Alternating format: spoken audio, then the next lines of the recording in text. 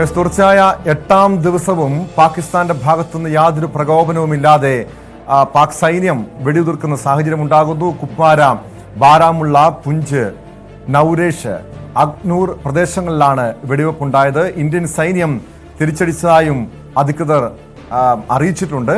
ആളപായം report ചെയ്തതായിട്ടുള്ള വിവരം നിലവിലില്ലെങ്കിൽ പോലും മറ്റേതെങ്കിലും അനിഷ്ട സംഭവങ്ങൾ ഉണ്ടായിട്ടുണ്ടോ തുടങ്ങിയ കാര്യങ്ങൾ എന്തായാലും അറിയണം. പഹൽഗാം ഭീകരാക്രമണത്തിന് പിന്നിൽ പാക് ഭീകര സംഘടനയായ ലഷ്കർ എ തൊയ്ബയുടെ പിന്തുണ സ്ഥിരീകരിച്ചതോടെ ഇന്ത്യയും പാകിസ്ഥാനും തമ്മിലുള്ള ബന്ധം വഷളായിരുന്നു. അതിനുശേഷം ഇന്ത്യയുടെ ഭാഗത്തുനിന്ന് കടുത്ത നടപടികളാണ് ഉണ്ടായത്. നേരത്തെ മനു ഭരത് സൂചിപ്പിച്ചതുപോലെ താൽക്കാലിക വിസയുള്ള പാക് പൗരന്മാരുടെ തിരികെ പാകിസ്ഥാനിലേക്ക് മടങ്ങണമെന്ന ഇന്ത്യയുടെ ഭാഗത്തുനിന്നുള്ള ഒരു കടുത്ത നടപടികൾ ഉണ്ടാകുന്നു. പാകിസ്ഥാനുമായിട്ടുള്ള എല്ലാ നയതന്ത്ര ഇടപാടുകളും അവസാനിപ്പിക്കുന്ന സാഹചര്യം വരുന്നു.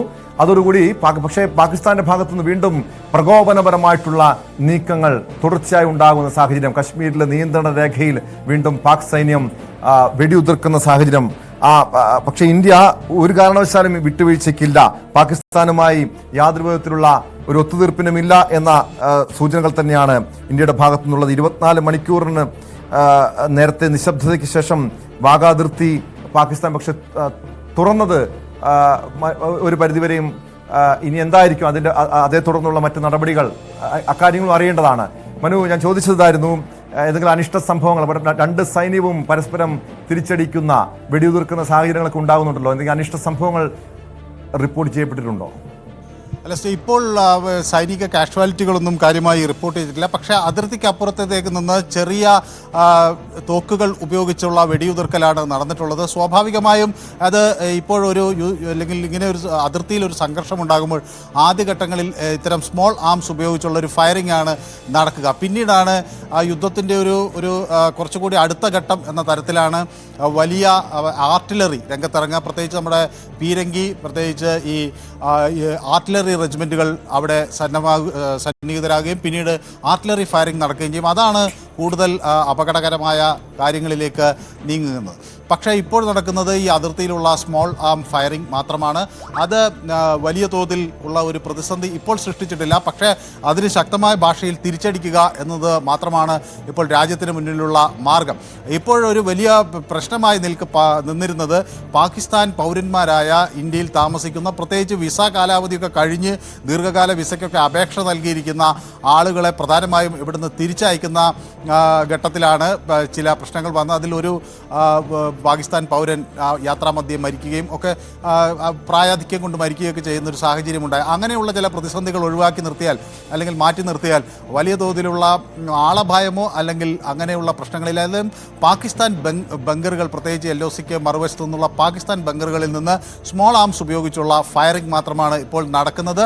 പക്ഷേ പാകിസ്ഥാനും സമാനമായ രീതിയിൽ ചില സൈനിക അഭ്യാസങ്ങൾ നടത്തുന്നതിൻ്റെ വിവരങ്ങൾ പുറത്തു വരുന്നു. അത് പരിഭ്രാന്തിയുടെ ഒരു വക്കിൽ നിന്നാണ്. കാരണം പല ഘട്ടങ്ങളിൽ പാകിസ്ഥാൻ വ്യക്തമാക്കിയിട്ടുള്ള ഒരു കാര്യം, അവിടെ പാകിസ്ഥാനിൽ ഒരു യുദ്ധത്തിന് ഇന്ത്യ തയ്യാറെടുക്കുന്നു. കഴിഞ്ഞ ദിവസം തന്നെ പാകിസ്ഥാൻ വ്യക്തമാക്കിയൊരു കാര്യം, 36 മണിക്കൂറിനുള്ളിൽ പാകിസ്ഥാനെ ആക്രമിക്കാനുള്ള ഒരു തയ്യാറെടുപ്പ് ഇന്ത്യ നടത്തുന്നു എന്ന തരത്തിലുള്ള പരിഭ്രാന്തി അവിടെ പരന്നിരിക്കുന്നു. അതിൽ അന്താരാഷ്ട്ര സമൂഹം ഇടപെടണം എന്ന ആവശ്യം അവർ ഉന്നയിക്കുന്നു. ഈ ഘട്ടത്തിൽ മനസ്സിലാകുന്ന ഒരു വലിയ കാര്യം, ചൈന മാത്രമാണ് പാകിസ്ഥാന് ഒരു പിന്തുണയായി വന്നിട്ടുള്ളത്. തുർക്കി ചില സഹായങ്ങൾ നൽകിയിട്ടുണ്ട്. പക്ഷേ അതിനപ്പുറത്തേക്ക് കടക്കാൻ പാകിസ്ഥാന് കഴിയുന്നില്ല. മറ്റ് രാജ്യങ്ങളുടെ ഒരു വ്യക്തമായ പിന്തുണ, പ്രത്യേകിച്ച് ഇസ്ലാമിക രാജ്യങ്ങളുടെ പിന്തുണ പാകിസ്ഥാന് കിട്ടുന്നില്ല. അഫ്ഗാനിസ്ഥാൻ പോലുള്ള രാജ്യങ്ങൾ, താലിബാൻ സർക്കാർ പോലും ഇന്ത്യ പിന്തുണയ്ക്കുന്ന ഒരു രീതിയാണ് അവിടെ നമുക്ക് കാണാൻ കഴിയുന്ന. അമീർ ഖാൻ എന്ന അവിടുത്തെ വിദേശ കാര്യ മന്ത്രിയുടെ ചുമതലയുള്ള ജനപ്രതിനിധി പറഞ്ഞത് ഇന്ത്യയെ ഈ ഘട്ടത്തിൽ പിന്തുണയ്ക്കുന്നു എന്നതാണ്. മാത്രമല്ല പാകിസ്ഥാൻ്റെ ഈ അക്രമ നടപടിയെ അല്ലെങ്കിൽ ഈ തീവ്രവാദത്തെ പിന്തുണയ്ക്കുന്ന ഈ നടപടിയെ അംഗീകരിക്കാൻ കഴിയില്ല. ഇന്ത്യയും അഫ്ഗാനിസ്ഥാനും കൂടുതൽ ഐക്യപ്പെടേണ്ട ഒരു കാലഘട്ടം ആണ് എന്ന നിലപാട് അഫ്ഗാൻ സർക്കാരിൽ നിന്നുണ്ടാകുന്നു. അമേരിക്കയെ പോലുള്ള രാജ്യങ്ങൾ യുദ്ധം ഒഴിവാക്കാനുള്ള നീക്കങ്ങൾ നടത്തണം എന്ന് പറയുന്നു. JD വാൻസ് അതിൻ്റെ ഏറ്റവും ഒടുവിലത്തെ പ്രസ്താവന അതാണ് വ്യക്തമാക്കുന്നത്. പക്ഷേ അമേരിക്കയുടെ ഡിഫൻസ് സെക്രട്ടറി കഴിഞ്ഞ ദിവസം അസന്നിഗ്ധമായി ഇന്ത്യക്ക് പിന്തുണ പ്രഖ്യാപിക്കുന്നു. ഇന്ത്യയുടെ പരമാധികാരവും അവരുടെ സ്വാതന്ത്ര്യവും സംരക്ഷിക്കാനുള്ള എല്ലാ അധികാരവും രാജ്യത്തിന് ഉണ്ട്. അത് നടപ്പിലാക്കാൻ അവർക്ക് കഴിയും എന്ന് അദ്ദേഹം വ്യക്തമാക്കുന്നു. രാജ്നാഥ് സിംഗുമായി ടെലിഫോണിലാണ് ഈ defence secretary US defence secretary Peter Hegseth സംസാരിച്ചത്. ഹെക്സേത്ത് അതിൽ ഒരു കാര്യം വ്യക്തമാക്കി ഇരുന്നു. ഇന്ത്യക്ക് അവരുടെ അതിർത്തിയും ജനതയും രക്ഷിക്കാനുള്ള ഉത്തരവാദിത്വമുണ്ട്. പാകിസ്ഥാനെ അനുകൂലിക്കുന്ന ഒരു നിലപാട് അമേരിക്കയിൽ നിന്ന് വരും എന്ന പ്രതീക്ഷ പാകിസ്ഥാൻ ഉണ്ടായിരുന്നെങ്കിലും അത് ഇല്ല എന്ന് ഏറെക്കുറെ വ്യക്തമായിരിക്കുന്നു.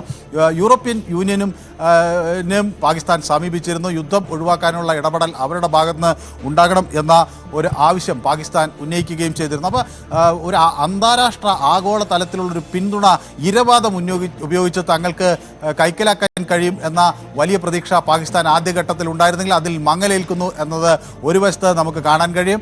രണ്ടാമത്തെ ഒരു ഘടകമായി വരുന്നത് ഈ മറ്റ് യുദ്ധമല്ലാതെ അല്ലെങ്കിൽ സൈനികമല്ലാത്ത ചില സമ്മർദ്ദങ്ങൾ, പ്രത്യേകിച്ച് ഇപ്പോൾ ഈ കരാറുകൾ താൽക്കാലികമായി നിർത്തിവെക്കുക, അതുപോലെ എയർ സ്പേസ് അടയ്ക്കുക, പൗരന്മാരെ തിരിച്ചയക്കുക തുടങ്ങിയ നിരവധി സമ്മർദ്ദ തന്ത്രങ്ങൾ ഇന്ത്യ പ്രയോജനപ്പെടുത്തുന്നു എന്നത് കൂടി അവിടെ വളരെ സുപ്രധാനമായി വരുന്നു. പാകിസ്ഥാൻ നമുക്കറിയാം ഏറ്റവും പ്രധാനമായി അവിടുത്തെ മരുന്ന് ഇന്ത്യയിൽ നിന്നാണ് പോകുന്നത്. അതിൻ്റെ പ്രധാന അസംസ്കൃത വസ്തുക്കൾ എല്ലാം തന്നെ ഇന്ത്യയിൽ നിന്നാണ് പോകുന്നത്. ഇതെല്ലാം പാകിസ്ഥാനെ സംബന്ധിച്ചിടത്തോളം വലിയ പ്രതിസന്ധി സൃഷ്ടിക്കും. ഇസ്ലാമിക രാജ്യങ്ങളുടെ പിന്തുണ പാകിസ്ഥാൻ ഈ ഘട്ടത്തിൽ കിട്ടുന്നില്ല എന്നത് വളരെ നിർണായകം ആണ്. അങ്ങനെ പാകിസ്ഥാനെ സംബന്ധിച്ചിടത്തോളം ഒരു വലിയ പ്രതിസന്ധിയിൽ രാജ്യം നിൽക്കുന്നു. മാത്രവുമല്ല, ഈ തീവ്രവാദവുമായുള്ള ബന്ധങ്ങൾ തുടരെ പാകിസ്ഥാൻ ജനപ്രതിനിധികളുടെ ഭാഗത്തു നിന്ന് ആ കുറ്റസമ്മതം എന്ന തരത്തിൽ തന്നെ വരുന്നു. കഴിഞ്ഞ 30 വർഷമായി തീവ്രവാദികളെ പിന്തുണയ്ക്കുന്ന ഒരു നിലപാട് പാകിസ്ഥാൻ സ്വീകരിച്ചിരുന്നു എന്ന് വിദേശകാര്യമന്ത്രി വ്യക്തമാക്കുന്നു. ബിലാവൽ ഭൂട്ടോയും ഇത് ഒരു രഹസ്യമല്ല, സ്വാഭാവികമായി പാകിസ്ഥാൻ ഇത്തരം ശക്തികൾക്ക് പിന്തുണ കൊടുത്തിരിക്കുന്നു എന്ന് വ്യക്തമാക്കിയിരുന്നു.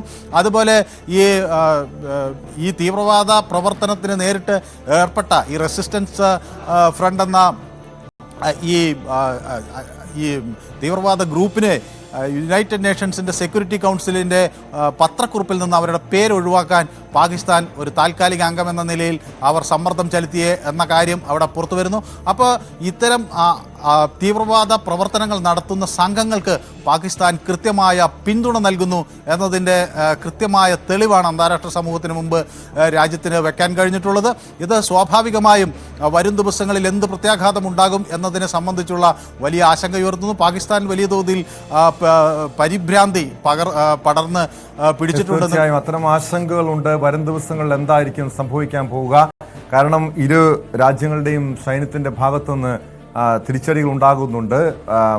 ഈ രീതിയിലുള്ള എല്ലാ കരാറുകളും ലംഘിച്ചുകൊണ്ടുള്ള വെടിനിർത്തൽ കരാറുകൾ ലംഘിച്ചുകൊണ്ടുള്ള നടപടികളാണ് പാകിസ്ഥാന്റെ ഭാഗത്തുനിന്നും ഉണ്ടാകുന്നത്.